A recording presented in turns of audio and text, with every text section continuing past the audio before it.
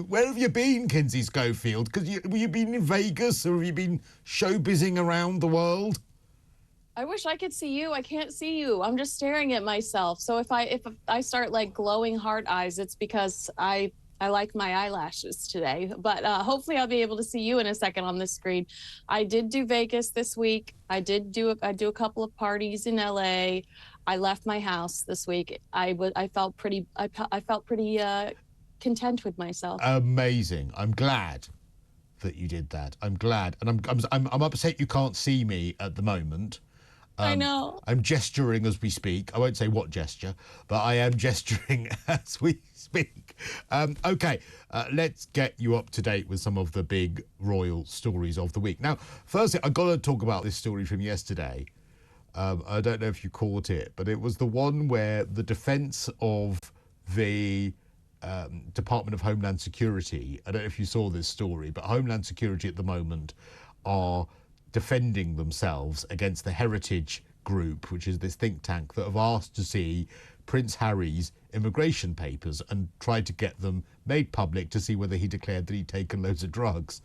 And the lawyers for the Department of Homeland Security said, oh, no. You can't actually believe anything that he wrote in the book Spare, because he might have exaggerated. And I just found it hilarious that now lawyers who are arguing the side of Prince Harry, they're not Prince Harry's lawyers, but lawyers that are arguing the side of Prince Harry to keep his immigration stuff secret, they're actually saying you can't believe a word he says. Right. Well, I mean, I'm sure that Hunter Biden's attorneys want us to think the same thing. Oh, don't believe those laptop pictures. Those are exaggerated. Well, I saw that argument and I thought, I hope the Heritage Group has prepared that interview that Prince Harry gave. And forgive me because I wasn't too prepped to discuss this, so I apologize. We just decided to talk about this story. But is it Dr. Gabe Matisse? It's Prince Harry did a sit-down interview with a doctor where he openly discussed the drug use, and that was a one-on-one interview that you had to purchase tickets for, but that exists.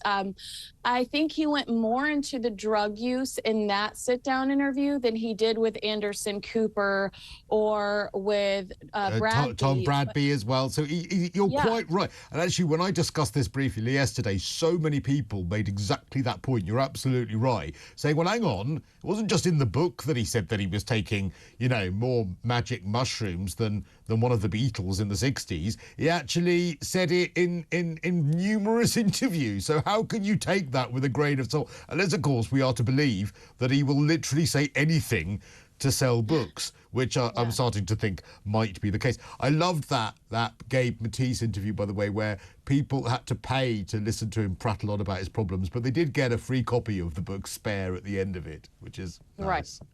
And then Gabe actually said later, remember, that he regretted doing that interview, that it was emotionally draining, the reaction to being associated with Prince Harry. And then they both hated the idea of monetizing, this what was supposed to be this pure sit down that was really supposed to get into the nitty gritty of Harry's pain. Not only did they monetize it, but people that had already purchased the book had to basically repurchase the book through that. So it would be interesting if that interview blew up in his face after the interviewer has already said, I regret that interview. Yeah, oh my God. Well, you might need more copies of the book because you might need a doorstop, or an assailant might come in and literally hundreds according to how much toilet paper you just had to purchase and how expensive it was, you might need to use it as toilet paper in the future. I don't know your life, but it sounded like you spent a lot on toilet paper. Well, to be honest, yes. Bearing in mind my views on the book, I think that might be the most appropriate place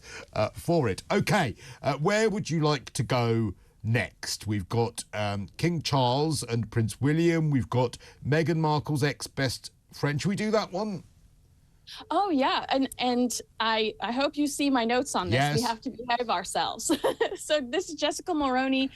Jessica she was a famous stylist who is married to a big time entertainment correspondent in Canada, whose father was the prime minister. So Jessica and Meghan befriended each other when Meghan was on Suits. This was a really good contact for Meghan Markle at the time, because remember, she was not at the top of the call sheet when it came to Suits. She was looking for contacts like Jessica. Jessica introduced her to incredible political figures, to the Trudeaus.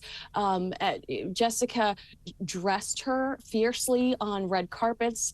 So Jessica was a great in for Meghan when she was in Canada. Oh, great. Well, that's really lovely. So Meghan has obviously, repaid Jessica by staying in touch with her, being a loyal friend, remaining best friends with her, because Jessica was there for her in those early years when work wasn't really as brilliant as it is now. Unfortunately, no. And if you'll recall from the Netflix series, Meghan is on the phone and recording Prince Harry's proposal. Do you remember that? She's talking to Jessica and she's like screen recording, and she's like, I think he's going to do it. And she like walks outside and he's getting ready to propose to her. Do you remember that on the Netflix? Oh, of course. I've forgotten about that. And it's so strange because when the Netflix special came out, Meghan had already stopped talking to Jessica. And Jessica, just to kind of acknowledge it, posted a group picture from Meghan's wedding. Meghan's not in the photo, but a big group of their mutual friends from the wedding.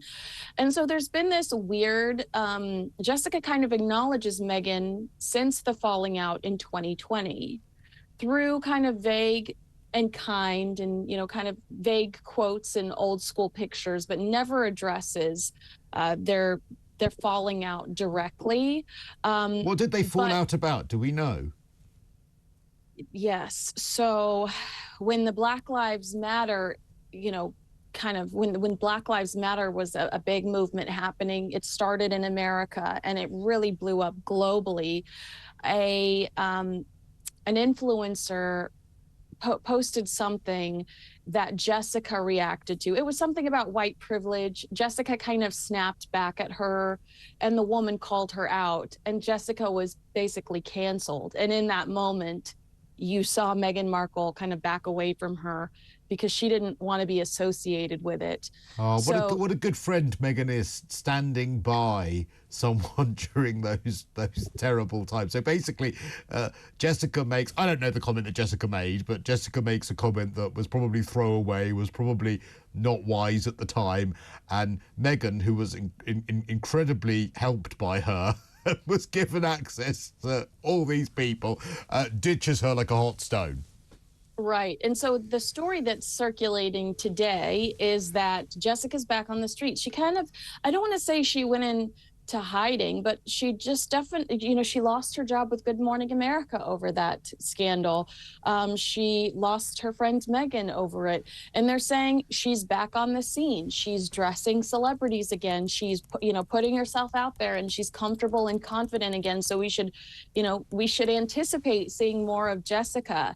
And so that's the story, and we're seeing a lot more of Meghan Markle. Could there be a reunion potentially? I don't know, but I will say I thought that Meghan dressed impeccably when she had Jessica on board to help her navigate her style. Well, she probably didn't need Jessica anymore, in fairness, after she was banned from wearing any colours as a member of the royal family, which not only was terrible for her wardrobe, but also racist because the word colour was mentioned.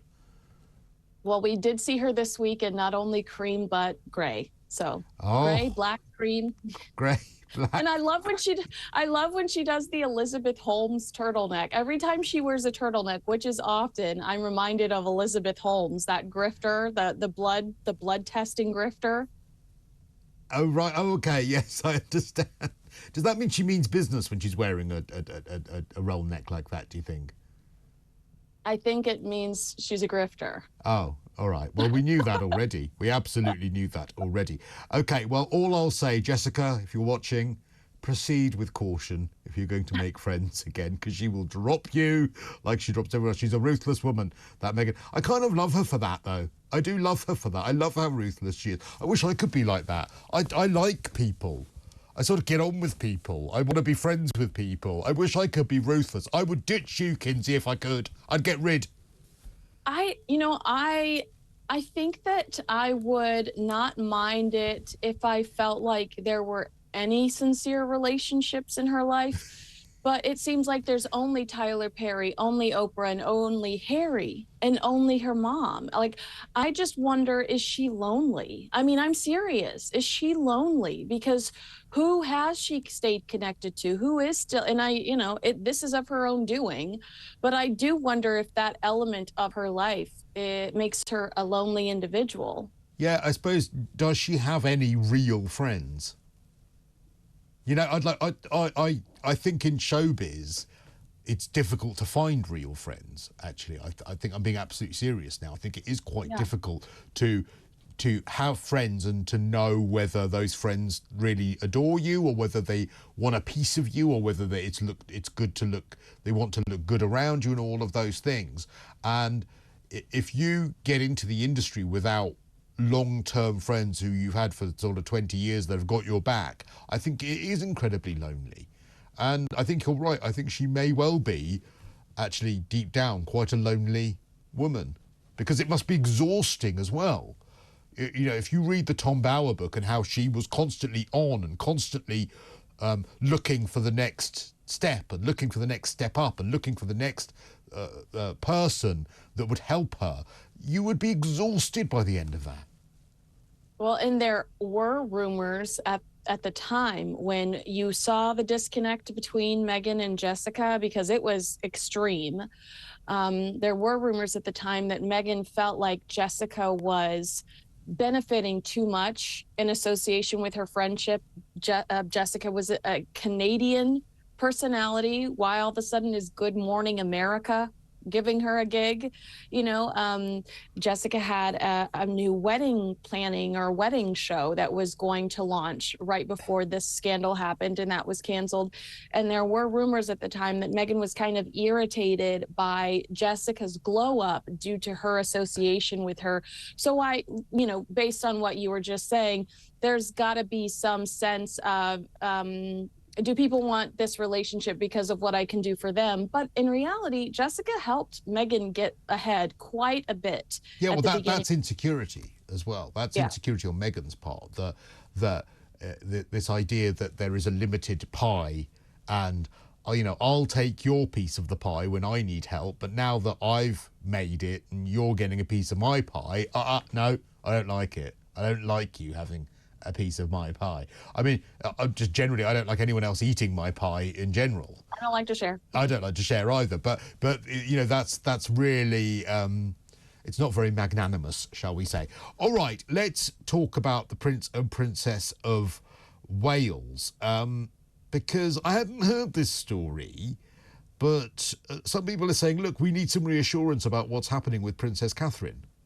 Yes, this is coming from Newsweek, and I was really surprised by this. This is Newsweek's head royal commentator and royal writer coming out saying that Prince William and the Princess of Wales need to reassure the public that everything's okay. We need to see them.